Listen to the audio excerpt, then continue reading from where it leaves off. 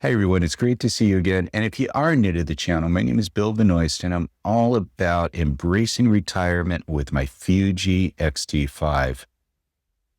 In the last couple of videos, I have talked about the Lensbaby lenses.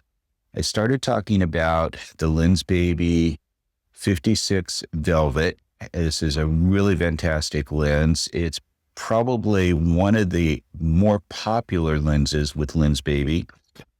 And then last week, I talked about their newest release, which is the Twist 28 millimeter.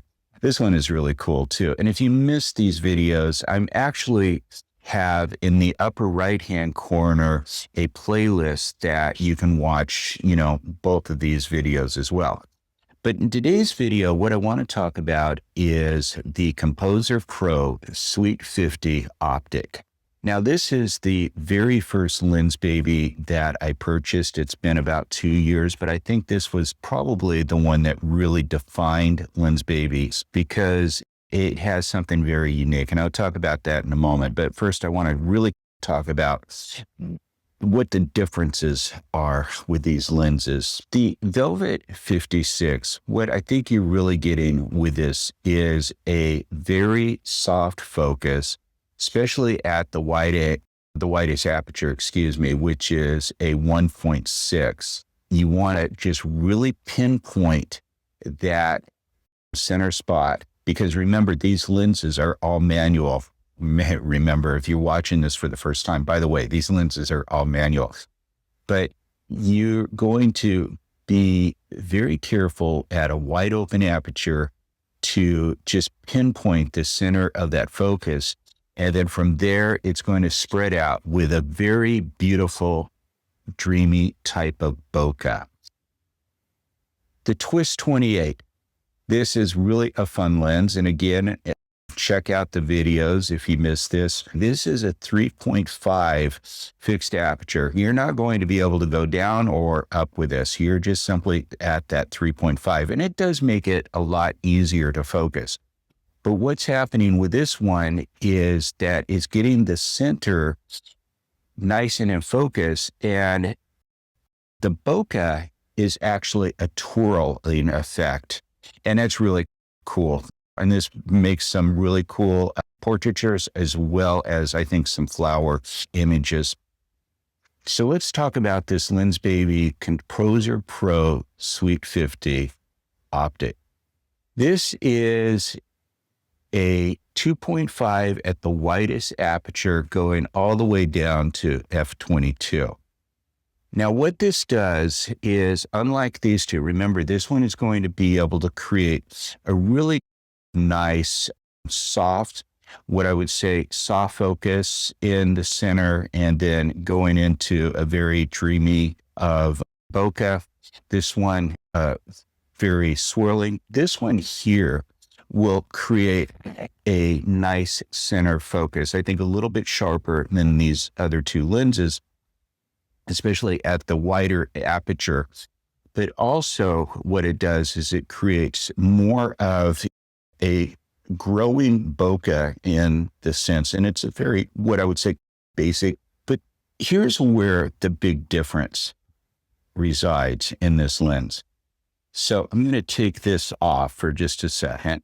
One of the things that you can do is you can twist this lens up to 30 degrees, either to the left or right, or up or down. And so what's happening is, let's say that I am focused directly on you, but there's maybe another person over here on the side, and I'm going to go ahead and turn the lens. And now what's happening is that I can focus directly, center focus on that person over here to the side.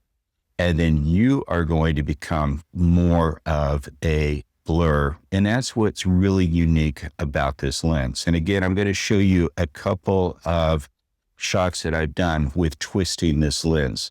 So this really can make a very unique photo in itself. And if you're into creative photography like I am, I think you'll really enjoy this lens.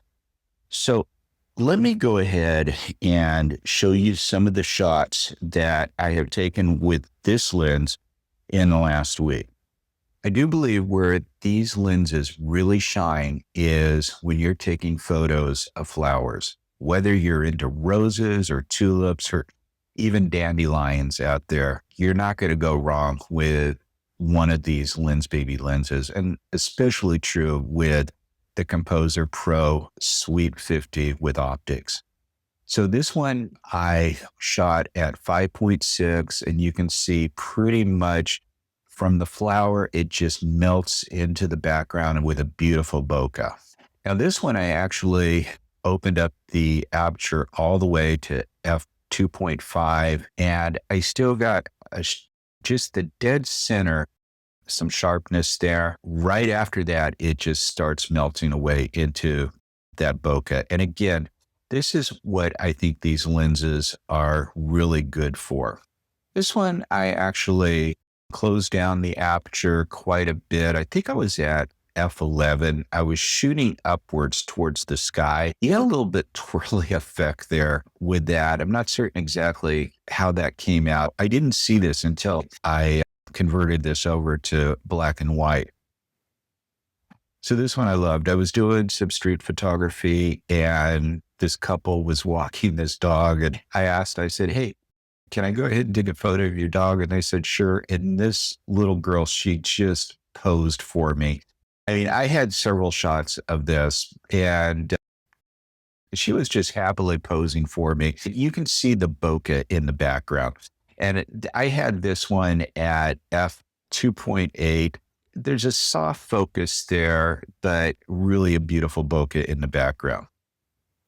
Here's another example of the bokeh. Now, this one I had also was pretty wide open with the aperture, and I was actually zeroing in on the eye, and that was probably a mistake because the bottom of her legs is a little bit out of focus, but I really wanted to just, again, show the bokeh in the background. So what makes this lens really unique is the 30-degree tilt function that it can do. Tilt left, up, down. And in this case here, I tilted the lens directly to the right. You can see how the first post there is pretty sharp, and then it gradually gets a little bit blurrier as it progresses down the line. Same thing with railing here. I had the lens straight ahead, and then I went ahead and tilted it over to the right. You can see how the left side over there is a little bit blurry, but the right is more in focus. This one totally out of focus, but it's something that I really loved, and I used the tilt function. I was tilting it to the left at the 30 degrees, and you can definitely see how he's pretty much more in focus than anything else. I think my shutter speed was a little slow in this photo, and that's why it got a little bit more of a blur with him. But actually, I like this photo myself. So I hope you enjoyed this video. And if you haven't done so already, please make sure that you subscribe to this channel, hit that bell notification, as I'm doing new photography videos every Tuesday, and I'd hate for you to miss one. Thanks again for stopping by, and I look forward to seeing you next week. Take care.